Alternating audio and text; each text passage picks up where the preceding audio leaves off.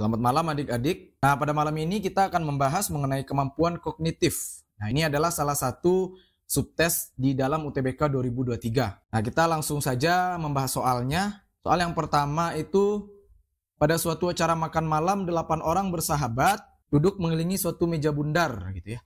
Nah, di sini dikasih petunjuknya, ada 4 petunjuk. Kemudian di soal ditanya bila Eni dipisahkan oleh 2 kursi dengan Budi, pernyataan yang benar. Nah, maka ini caranya adalah kita gambar ya. Supaya kita mudah untuk menggambar, masing-masing nama ini kita kasih inisialnya saja.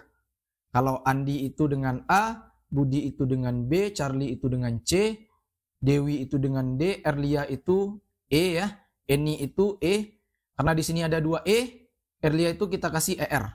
Sedangkan Eni kita kasih EN supaya membedakan ya. Gilang itu kita kasih G, Harun itu kita kasih H. Nah, kita tulis dulu gambar meja bundarnya. Nah, supaya mudah begini saja tulisnya. Jadi anggaplah garis itu adalah kursi ya. Nah, ini supaya kita mudah.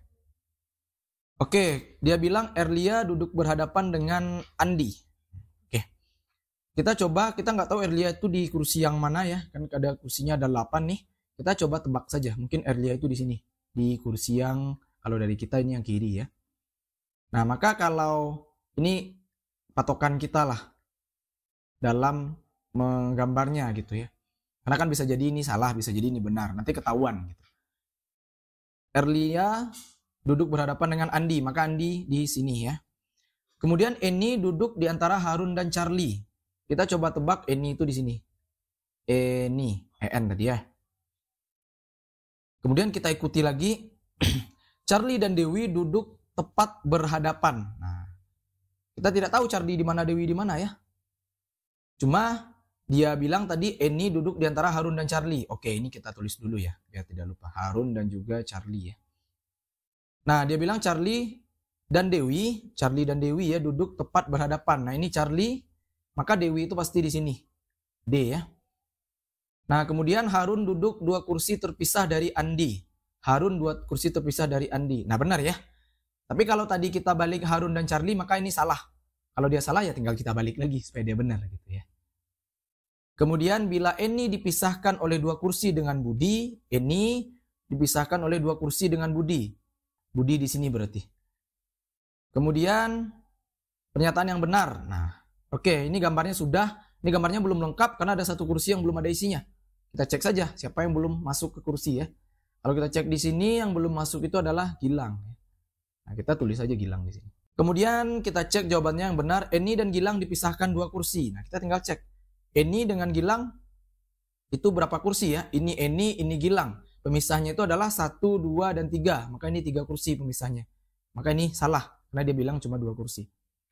Eni dan Andi duduk berseberangan. Eni itu berseberangan dengan Gilang, bukan dengan Andi. Maka ini juga salah. Budi dan Harun duduk berhadapan ya. Ini Budi, ini Harun. Ya benar, mereka berhadapan ya. Maka ini benar. Charlie duduk di sebelah Erlia. Ini Charlie, ini Erlia. Salah. Tidak bersebelahan mereka. Gilang duduk di dekat Harun. Gilang dan Harun. Oh, jauh sekali ya. Jadi ini tidak juga. Maka jawaban yang benar dari soal nomor 1 ini adalah C. Kita lanjut soal selanjutnya. Soal nomor 2. Soal nomor 2, pada suatu acara makan malam, ini masih sama dengan soal sebelumnya. Jadi bisa jadi memang satu kronologi itu bisa jadi soalnya 2. Tapi tetap kita baca sampai akhir ya, kita pastikan apakah benar-benar sama atau ada pembedanya. Benar ya, sama. Berarti gambarnya boleh kita pakai yang tadi ya. Kemudian dia bilang, bila Eni dan Gilang duduk berhadapan, nah kita cek di gambar kita. Ini bisa kita pakai juga untuk ngecek gambar kita udah benar apa enggak. Eni dan Gilang duduk berhadapan, pernyataan yang benar. Nah, kita cek dulu. Eni dan Gilang ini apakah berhadapan atau tidak? Kita cek di sini Eni dan Gilang. Oh iya, mereka berhadapan. Berarti sudah valid ya, gambar kita bisa dipakai untuk soal nomor 2 juga. Maka pernyataan yang benar adalah ya. Nah, kita cek di sini. Erlia duduk berhadapan dengan Budi. Nah, kita cek gambar kita tadi. Erlia berhadapan dengan Budi. Salah ya, karena Erlia di sini dia berhadapan dengan Andi. Maka opsi yang pertama itu salah. Atau A salah. Erlia duduk di sebelah Eni. Kita cek lagi. Erlia itu duduk tidak di sebelah Eni ya. Mereka dipisahkan oleh 1 kursi. Maka ini juga salah. Charlie duduk di sebelah Budi. Kita cek Charlie. Charlie posisinya di sini, dia apakah di sebelah Budi? Tidak, karena dia dipisahkan oleh si Andi. Maka yang C ini juga salah. Gilang duduk di antara Dewi dan Budi. Gilang duduk di antara Dewi dan Budi. Ini Gilang, ini Dewi, ini Budi. Nah, benar ya? Maka ini adalah benar. Budi duduk di antara Andi dan juga Charlie. Budi duduk di antara Andi dan Charlie. Salah, karena Budi itu di antara Andi dan Gilang. Maka ini juga salah. Nah, kita hanya menemukan satu ya. Gimana kalau kita menemukan dua jawaban yang benar? Misalnya ya, berarti ada yang salah dengan gambar kita. Oke, ini jawabannya D ya. Kalau kita lingkar di sini. Oke, kita lanjut ke soal ketiga. Dua bangunan ruko berdiri sejajar saling berhadapan. Masing-masing bangunan terdiri dari 3 toko. Oke, kemudian dikasih keterangan di sini ya. Biasa kita lihat soal dulu. Jika toko pakaian wanita bertukar dengan toko sepatu, maka, nah ini mau nggak mau harus kita gambar. Karena kita kan tidak tahu pakaian wanita itu di mana, sepatu itu di mana. Maka kita gambar menggunakan keterangan A, B, dan C ini. Dia bilang ada 2 bangunan ruko berdiri sejajar. Masing-masing bangunan terdiri dari 3 toko. Nah, kita gambar kira-kira begini gambarnya. Nah, ini anggap saja ini ruko ya. Ada 3 ya. Katanya di sini berhadapan, maka ruko satunya lagi di sini. Kemudian terdiri dari 3 toko ya, benar. Nah, karena di sini namanya lumayan panjang, kita kasih simbol atau awalannya ya kalau bisa ya. Kalau toko elektronik itu kita kasih saja E. Nah, supaya mudah. Toko obat itu O. Salon itu S. Oke. Toko perlengkapan bayi itu B. Belum ada B ya, tapi masih boleh. Toko obat itu tadi O ya. Toko pakaian wanita. Pakaian wanita belum ada. Pakaian wanita W deh. Belum ada ya. Toko sepatu itu, nah kalau kita kasih S juga kita nanti bingung sendiri mana yang sepatu, mana yang salon. Maka ini yang salon tadi kita ubah jadi A atau SA ya. Sepatu ini SE. Nah, ini masalah simbol ini terserah adik-adik, yang penting kita konsisten. Jika pakaian wanita tertukar dengan sepatu, maka kita gambar dulu sesuai keterangan ini karena kita tidak tahu pakaian wanita itu di mana. Toko elektronik bersebelahan dengan toko obat. Kita coba tebak di mana toko elektronik. Di sini ada keterangan tambahan saling berhadapan dengan salon pada tengah bangunan. Jadi maksudnya di sini adalah salonnya yang di tengah. Ya, jadi salon itu di tengah, kemudian toko elektronik itu berhadapan dengan salon. Nah, maka toko elektroniknya bisa dipastikan di tengah juga. Kemudian bersebelahan dengan toko obat. Nah, yang bersebelahan itu adalah toko elektronik ya. Nah, toko obat itu mungkin di sini dia, bisa jadi ya. Kemudian sudah yang pertama sudah kita ambil. Toko perlengkapan bayi tepat di depan toko obat. Nah, satu-satunya tempat yang di depan toko obat ya ini. Maka ini adalah B. Dan berseberangan secara diagonal. Nah, kalau berseberangan diagonal itu maksudnya begini.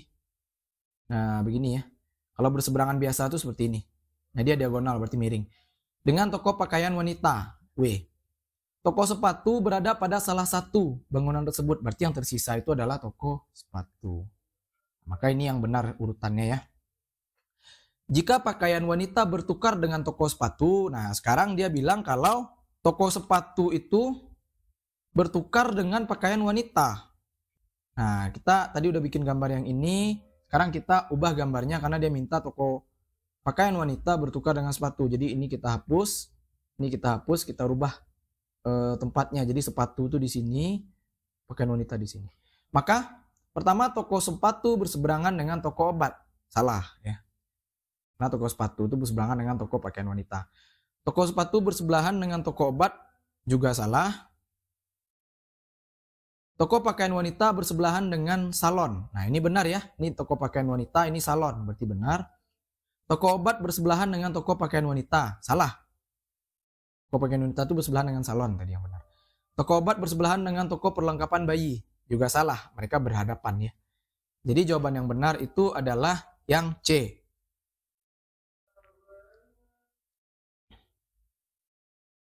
Kita lanjut ke soal selanjutnya, soal nomor 4. 2 bangunan ruko saling berdiri, saling berhadapan ya. Kemudian masing-masing terdiri dari 3 toko. Nah ini kalau kita lihat sama dengan sebelumnya ya. Sama dengan sebelumnya ya. Keterangannya kita coba cek apakah sama atau tidak. Sama ya. Nah jadi kalau dia sama kita tinggal baca pertanyaannya. Di depan toko sepatu adalah. Kita lihat di sini sepatu di sini ya. Maka di depannya itu adalah toko pakaian wanita. Jawaban yang benar adalah toko pakaian wanita. Nah, jadi kalau kita menyelesaikan satu kita otomatis jawab keduanya ya, karena kebetulan ini 2 soal. Oke, kita lanjut ke soal kelima. 7 guru privat yakni Ari, kita singkat dengan A, Bima dengan B, Caca dengan C, Dina dengan D, Eni dengan E, Vika dengan F, Gina dengan G. Akan memberikan les kepada 7 siswa. Nah, ini siswanya juga beda nih, ya. Karena kan dia les privat. Kalau les privat itu biasanya 1 guru 1 siswa ya. Siswanya di sini kita hitung juga ada 7 ya. Kemudian kita baca dulu pertanyaannya, apakah perlu kita menggambar atau tidak.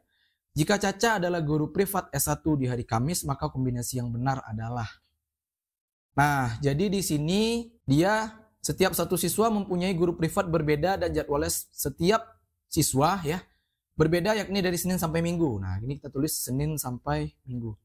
Oke, setiap satu siswa mempunyai guru privat berbeda dan jadwal les privat tiap siswa berbeda. Jadi kalau misalnya satu siswa katakanlah S1 ini sudah les di hari Senin misalnya, maka tidak mungkin ada siswa lain yang les di hari itu juga. Nah, kayak gitu maksudnya. Yang pertama, Bima memberikan les privat S4 pada hari Rabu dan Vika memberikan les privat S5 pada hari Jumat. Nah, ini informasinya instan, langsung kita masukkan. Berarti di hari Rabu itu Bima dia memberikan les S4 ya. Kemudian Vika memberikan pada hari Jumat. Itu untuk siswa S5. Kemudian yang ketiga, Dina tidak memberikan les privat S1 dan S2. Dan jadwal privatnya sehari setelah ini memberikan les privat S6. Nah, kita coba di sini menebak ya di mana ini itu kira-kira ya. Mungkin kita tebak sajalah di sini ya. Di hari Sabtu ini bisa jadi benar, bisa jadi salah ya. Ini di sini kemudian dia memberikan S6. Dina tidak memberikan les privat S1 dan S3 dan jadwal privatnya sehari. Jadi dia di sini jadwalnya cuma dia tidak memberikan S1 dan S3. Jadi mungkin siswa yang lain yang diberikan, kita tidak tahu. Gina menjadi guru privat pada hari Senin, tetapi bukan untuk S3 dan S7. Jadi di sini Gina ya. Tapi bukan untuk S3 dan S7. Jadi kita belum tahu juga untuk siapa. Jika Caca adalah guru privat S1 di hari Kamis, jadi di hari Kamis itu ada Caca, dia memberikan pada S1, maka yang benar adalah. Nah, kita coba lihat di sini yang sudah ada siswanya itu 1, 4, 5, 6. Jadi 2, 3, 7 itu belum ada. Nah, kalau Gina di sini kita coba tebak ya. Katanya Gina ini tidak memberikan S3 dan 7. Berarti kalau tadi yang tersisa 2, 3, 7 ya. Berarti yang sisa di sini kan 2, 3, 7 ya. Katanya Gina tidak memberikan 3 dan 7. Berarti satu-satunya yang diberikan Gina itu adalah S2. Hal yang sama kita lakukan dengan Dina. Yang tersisa itu adalah 3 dan 7 katanya ya. S1 ini kan sudah masuk ya. Dia tidak memberikan kepada S1 dan S3. Maka mau tidak mau dia memberikan kepada S7 ya. Maka kita sudah bisa tebak selasa ini siapa. Yaitu orang yang belum dimasukkan namanya di dalam daftar ini. Dan orang itu adalah Ari. Dan otomatis Ari itu memberikan kepada S3. Karena S3 belum dimasukkan. Ini urutannya ya. Kemudian maka yang benar adalah kombinasinya ya. Pertama, Ari S2 Selasa. Ari S2 Selasa. Ari itu S3 gitu ya. Benar harinya Selasa, tapi ini tidak tepat karena ada S2 di sini. Dina S2 Sabtu. Dina itu S7. Kalau kita lihat di sini, berarti ini salah. Eni S6 Selasa. Salah juga ya, karena Eni itu bukan di hari Selasa, dia di hari Sabtu. Dina S7 Minggu. Nah, ini benar nih. Dina S7 Minggu. Jawabannya benar. Eni S6 Minggu. Salah, karena Eni bukan di hari Minggu, dia di hari Sabtu. Maka jawaban yang benar adalah D. Bagaimana kalau seandainya tebakan kita tadi salah misalnya? Maka ini akan gak ketemu jawabannya. Jadi kita tinggal perbaiki yang tadi kita tebak yang mungkin salah gitu ya. Jadi ini emang ditebak-tebak. Kalau yang tidak dikasih informasi, itu adik-adik tebak saja dia di mana posisinya gitu. Oke, kita lanjut ke soal nomor 6. Seorang karyawan bekerja 6 hari selain hari Minggu. Oke, seperti biasa kita lihat dulu soalnya. Jika seragam putih hanya dikenakan pada Senin dan Rabu, maka karyawan mengenakan seragam kuning pada hari. Di sini ada hari ya, Senin, Selasa, Rabu, Kamis, Jumat, Sabtu. Minggu tidak masuk karena selain hari Minggu. Jika seragam putih hanya dikenakan Senin dan Rabu. Nah, ini seragamnya warna putih. Kemudian Senin dan Rabu ya. Lalu pertanyaannya adalah maka karyawan mengenakan seragam kuning. Oke, nggak tahu kita harus cek keterangan ini. Terdapat 3 warna seragam yakni putih, kuning, dan hijau. Setiap seragam dikenakan tepat selama 2 hari. Seragam hijau tepat dikenakan setelah seragam putih. Oke, kita baca dari sini hijau itu setelah putih. Nah, maka di hijau itu di sini. Kemudian di sini juga hijau ya, hijau. Kemudian kini di sini kira-kira apa? Nah, kita lihat di sini setiap seragam dikenakan tepat selama 2 hari. Jadi satu seragam itu jatah cuma 2 hari. Putih ini udah kepakai jatahnya di Senin dan Rabu, Selasa di hijau di Selasa dan Kamis. Maka Jumat Sabtu itu pasti seragamnya adalah kuning. Pas 2 hari juga ya. Nah, kemudian dia bertanya mengenakan seragam kuning pada hari. Jawabannya adalah Jumat dan Sabtu. Bisa langsung kita temukan ya. Kita masuk ke nomor 7. Ya, soalnya masih sama ya. Nah, kita lihat aja dari tadi ya, dari yang kita kerjakan. Jika seragam hijau dikenakan hari Jumat, nah kita lihat gambar kita masih valid gak sih? Oh, gambar kita nggak valid lagi. Ini kalau Jumat ini kuning, bukan hijau. Maka seragam yang dikenakan pada hari Rabu. Ya, ini terpaksa kita gambar lagi sih. Oke, kita gambar lagi ya, mau nggak mau meskipun soalnya ada kesamaan, tapi ini jikanya tidak sama. Ini masih sama ya. Setiap seragam dikenakan tepat selama 2 hari, ini masih sama. Seragam hijau tepat dikenakan setelah seragam putih, masih sama. Jika seragam hijau dikenakan di hari Jumat, seragam hijau di sini. Kemudian, maka seragam yang dikenakan karyawan pada hari Rabu adalah, satu-satunya informasi mengenai seragam hijau ini hanya di sini ya. Seragam hijau tepat dikenakan setelah seragam putih. Maka bisa kita pastikan Kamis ini putih. Yang ditanya oleh dia itu adalah hari Rabu. Seragam apa yang dia gunakan? Ini kita tidak bisa tentukan ya. Tidak bisa kita tentukan sebetulnya. Karena informasi di sini masih umum ya. 1 dan 2 ini masih umum informasinya. Maka belum tentu ya. Belum tahu ya. Pasti kuning nggak pasti. Pasti hijau juga nggak. Putih atau hijau nggak pasti juga. Karena hijau mungkin aja dipakai lagi. Putih juga mungkin dipakai lagi ya. Karena kan slotnya 2 hari tadi. Hijau atau kuning belum tentu juga. Putih atau hijau atau kuning. Nah, ini jawabannya. Jadi bisa jadi semuanya. Jadi maksudnya bisa jadi putih benar, hijau juga benar, kuning juga benar gitu. Jadi jawabannya adalah E. Oke, kita lanjut ke soal nomor 8. Terdapat antrian 4 orang di depan loket, yakni Andi, Budi, Caca, dan Dina. Nah, seperti biasa ini kita berikan simbol ya atau awalan nama mereka. Ini A, ini B, ini C, ini D. Andi berada di urutan ketiga. Oke, kita gambar dulu ya. Ini urutan 1, ini urutan 2, urutan 3, urutan 4. Andi berada di urutan ketiga. Ini anggaplah ini 1, 2, 3, 4. Andi berada di urutan ketiga. Berarti ini Andi. Caca tidak berdekatan dengan Andi. Maka Caca tidak mungkin di 4, tidak mungkin di 2. Maka Caca itu pasti dia di sini. Dina tidak berdekatan dengan Budi. Berarti Dinanya di sini, Budinya di sini. Kalau dibalik boleh nggak? Ya boleh aja. Karena kan intinya mereka nggak berdekatan.